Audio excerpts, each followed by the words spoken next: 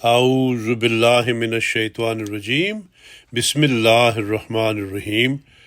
سفر خود سفر کا حاصل ہے، از محمد انیس دیالگڑھی جرمنی۔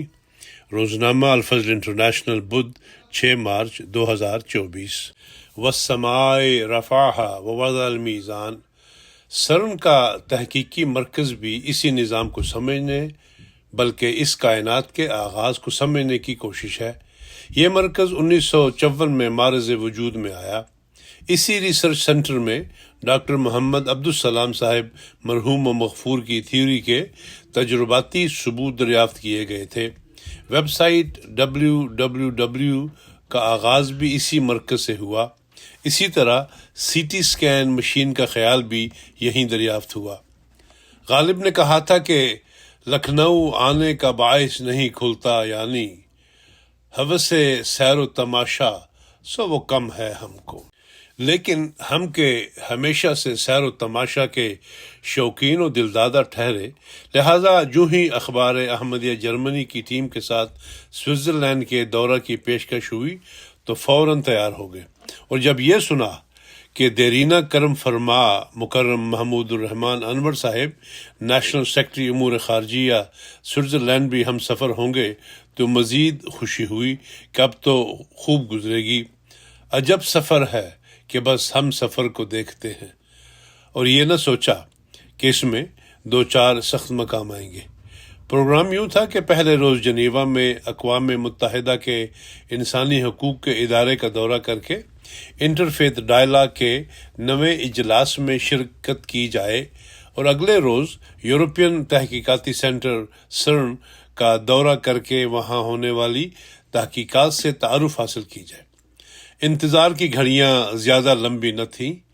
8 فروری کو 6:10 پر ہم لوگ فرینکفرٹ سے بیزل جانے کے لیے انٹر سٹی میں عازم سفر تھے۔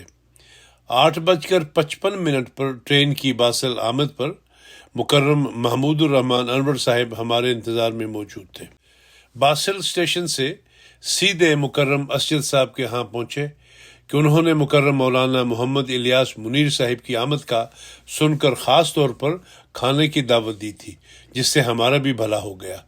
دیا ہے خلق کو بھی تا اسے نظر نہ لگے، بنا ہے عیش تجمل حسین خان کے لیے۔ پرتکلف کھانے، چائے اور نمازوں کی ادائیگی کے بعد مکرم انور صاحب کے ہاں پہنچے اور رات بسر کی۔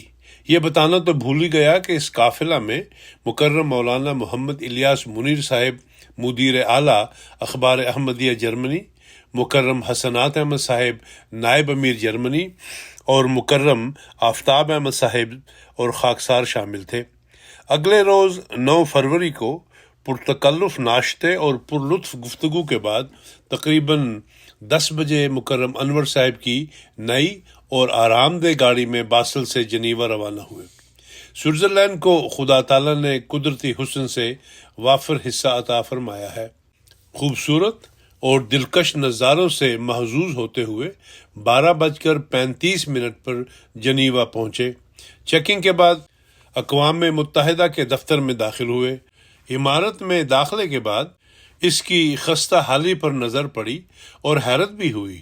پھر ان بینرز پر نظر پڑی جو جا بجا آویزاں تھے کہ اقوام متحدہ آج کل مالی بحران کا شکار ہے، کیونکہ بعض ملکوں نے مالی امداد بند کر دی ہے، جس سے بجٹ پر برا اثر پڑا ہے۔ اس کی وجہ سوائے اس کے اور کوئی نہیں ہو سکتی کہ بعض ممالک اپنی مرضی کے فیصلے کروانے بلکہ ٹھونسنے کے خواہش مند ہیں۔ اسی عمارت میں واقع ایک کینٹین میں بیٹھ کر دوپہر کا کھانا کھایا جو مچھلی اور چاول پر مشتمل تھا۔ کھانے کے بعد اسی عمارت کے ایک کمرے میں جو کہ نمازوں کی ادائیگی کے لیے مختص تھا، نمازیں ادا کی گئیں، اور پھر بڑے ہال میں براجمان ہوئے جہاں جا بجا صوفے اور کرسیاں پڑی تھیں اور لوگ محو گفتگو تھے۔ انور صاحب کا تعارف اور حلقہ احباب بہت وسیع ہے، لہٰذا بہت سے احباب و خواتین سے بات چیت ہوئی۔ اقوام متحدہ کے انسانی حقوق کے کمیشن میں فرانس کے نمائندہ، جسے سفیر کا رتبہ حاصل ہوتا ہے، سے کافی لمبی بات ہوئی، جو کہ جماعت احمدیہ سے اچھی طرح واقف تھے۔ انٹرفیتھ ڈائلاگ کے 9ویں اجلاس کا وقت 3 بجے تھا۔ مگر یہ 15 منٹ کی تاخیر سے شروع ہوا، تب بھی سارے نمائندے حاضر نہ تھے۔ اجلاس کے دوران آتے جاتے رہے۔ اسی موقع پر حضرت چودھری سر محمد ظفر اللہ خان صاحب رضی اللہ عنہ یاد آئے، جنہوں نے اقوام متحدہ کی جنرل اسمبلی کا اجلاس بروقت شروع کرنے کی رسم ڈالی۔ اس سے قبل وہاں بھی وقت کی پابندی ضروری نہ تھی۔ انٹرفیتھ کے اس اجلاس کے آغاز میں انعقاد کی غرض و غایت بتائی گئی، اور پھر مذہبی نمائندوں کے ساتھ بعض ممالک کے نمائندوں نے بھی اس موضوع پر اپنے خیالات کا اظہار کیا۔ ہمارا خیال تھا کہ اجلاس کے آخر پر کوئی قرارداد پیش ہوگی یا رائے شماری ہوگی کہ اگر مذہب رواداری، تحمل اور احترام سکھاتا ہے تو پھر اس پر عمل بھی ہونا چاہیے، مگر انکہی ہی رہ گئی وہ بات سب باتوں کے بعد۔ اجلاس کے اختتام پر تنزانیہ، قطر اور بعض دیگر ممالک کے سفراء سے ملاقات ہوئی۔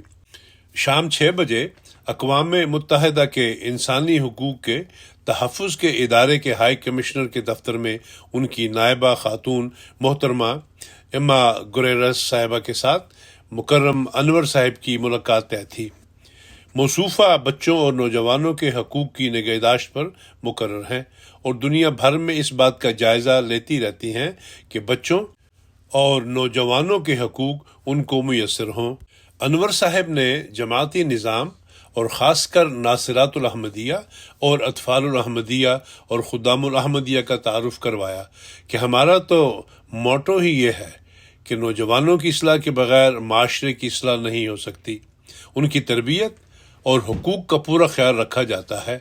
جماعت کی افریقہ میں خدمات کا ذکر بھی کیا، جہاں بچوں کے لیے اسکول اور ہسپتال بھی بنائے جاتے ہیں۔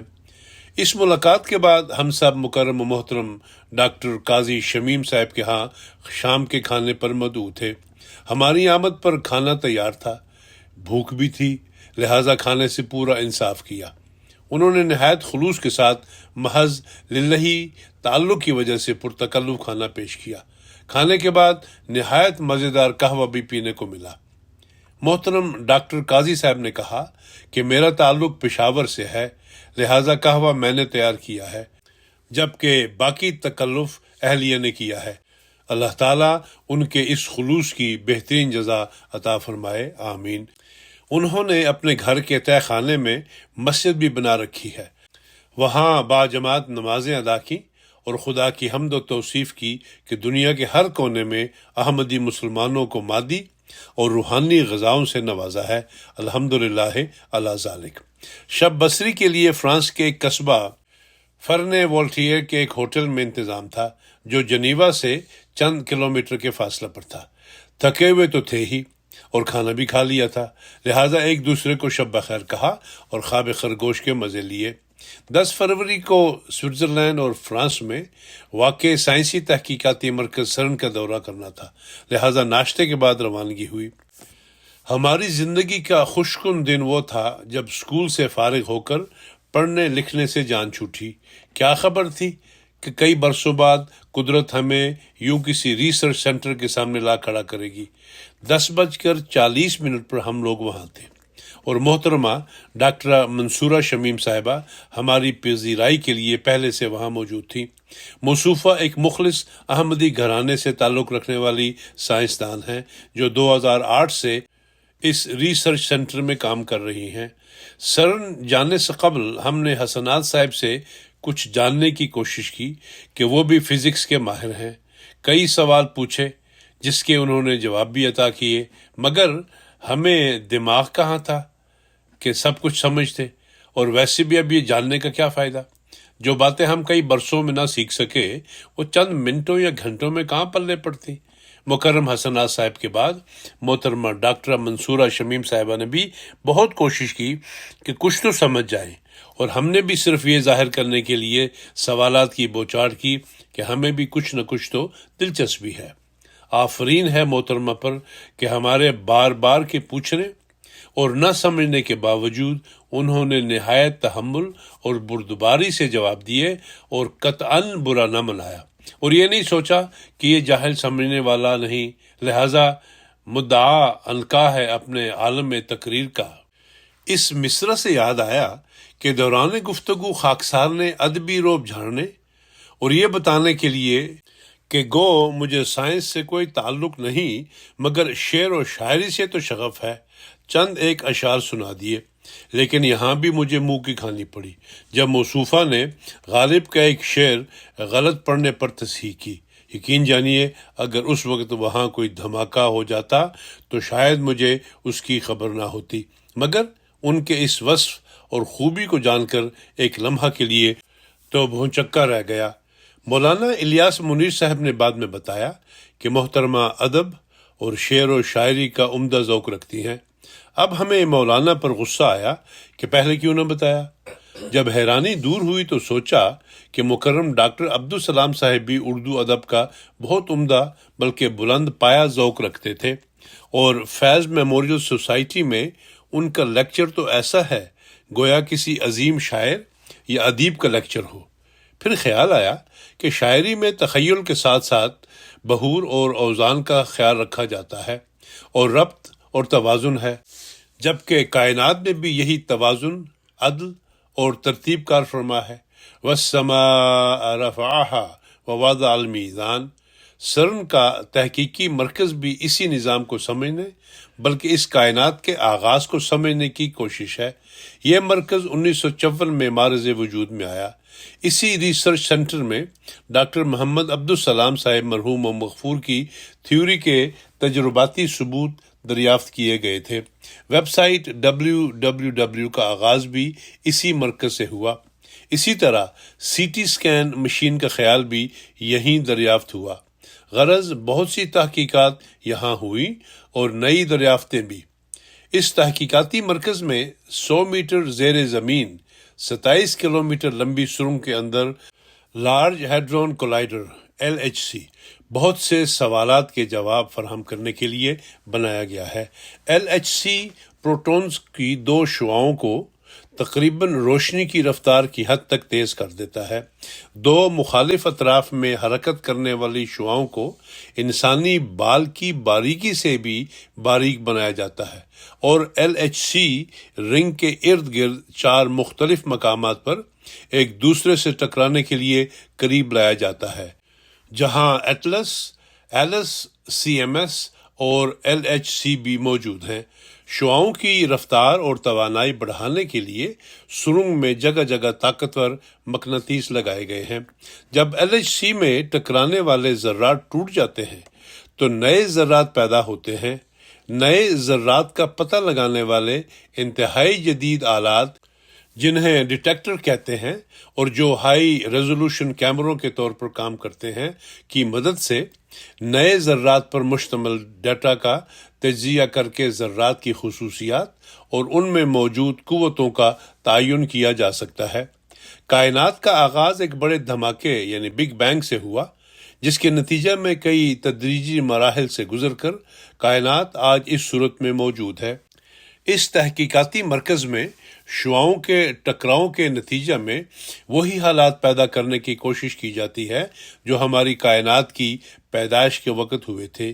یہ حالات انسان کے ذہن میں اٹھنے والے اس سوال کا جواب دینے میں مددگار ہو سکتے ہیں کہ میں اور میری کائنات کب اور کیوں کر وجود میں آئے۔ یا رب، یہ مسئلہ کبھی آغاز سے اٹھا۔ لہٰذا اس مسئلہ کو آغاز سے اٹھانے کے لیے یہاں ایسے حالات پیدا کیے جاتے ہیں کہ اس ابتدائی ٹکراؤ یا دھماکے کے وقت کیا حالات تھے۔ سفر پیچھے کی جانب ہے، قدم آگے ہے میرا۔ اس ریسرچ سینٹر کی سڑکوں کے نام عظیم سائنسدانوں کے نام پر رکھے گئے ہیں۔ محترم محمد ڈاکٹر عبدالسلام صاحب کے نام پر بھی ایک سڑک ہے جہاں کھڑے ہو کر ہم نے تصویر بنوائی اور فوراً بچوں کو بھیجی تو بڑی بیٹی عزیزہ نعیمہ انیس نے اسی وقت اپنی تصویر مجھے بھیجی جو اس نے 2012 میں اسی سڑک پر کھڑے ہو کر بنوائی تھی، جسے میں بھول چکا تھا۔ الحمدللہ کہ نئی پود کا قدم ہم سے آگے ہے۔ اب سرن کے اس تحقیقاتی مرکز میں ایک نیا اور بڑا سرکلر کولائیڈر بنانے کا کام شروع کیا جا رہا ہے۔ دوپہر کا کھانا تحقیقاتی مرکز کی کینٹین میں کھایا۔ اس دوران بھی محترمہ ڈاکٹر منصورہ شمیم صاحبہ سے سوالات ہوتے رہے۔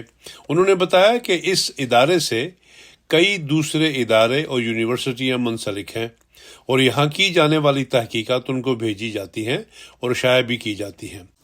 وقت کا پتہ ہی نہیں چلا اور شام ہونے لگی تو ہم سب نے محترمہ ڈاکٹر صاحبہ کا شکریہ ادا کیا کہ انہوں نے اپنا قیمتی وقت ہمیں عطا کیا۔